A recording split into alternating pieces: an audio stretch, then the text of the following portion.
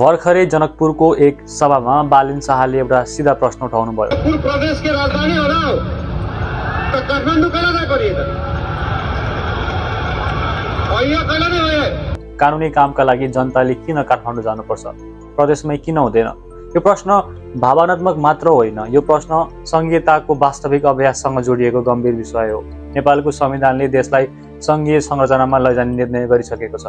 नेपालको संविधान 2072 को धारा 56 र 57 ले संघीय प्रदेश र स्थानीय तहबीच अधिकारको बाँडफाँड स्पष्ट रूपमा गरेको छ।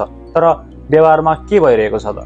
आज पनि धेरै महत्त्वपूर्ण निर्णय, नीति र शक्ति काठमाडौँमै केन्द्रित छन्। यसले संविधानले दिएको प्रदेशको अधिकार कागजमै सीमित भएको जस्तो अनुभूति गराउँछ।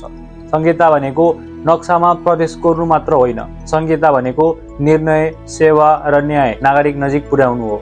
यही कुरा बुझ्न अमेरिकाको उदाहरण उपयोगी हुन्छ। अमेरिकाको संविधानको 10औं संशोधनले स्पष्ट रूपमा भन्छ, संघीय सरकारलाई विशेष रूपमा नदिएका अधिकारहरू चाहिँ राज्य सरकारहरूकै जिम्मामा पर्छन्।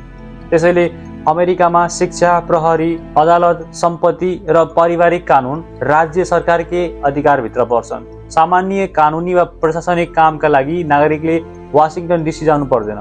अब फेरि नेपालतर्फ फर्कौं। संविधानले अधिकार दिएको छ, तर जब प्रदेशले निर्णय लिन काठमाडौँ कुर्नुपर्छ, त्यो संहिताको आत्मासँग मेल खाँदैन। बालिन शाहले उठाएको प्रश्न यही असन्तुलनमाथिको हो। नागरिकले आफ्नै प्रदेशमै सेवा, न्याय र समाधान पाउनुपर्छ। यही नै संहिताको उद्देश्य हो।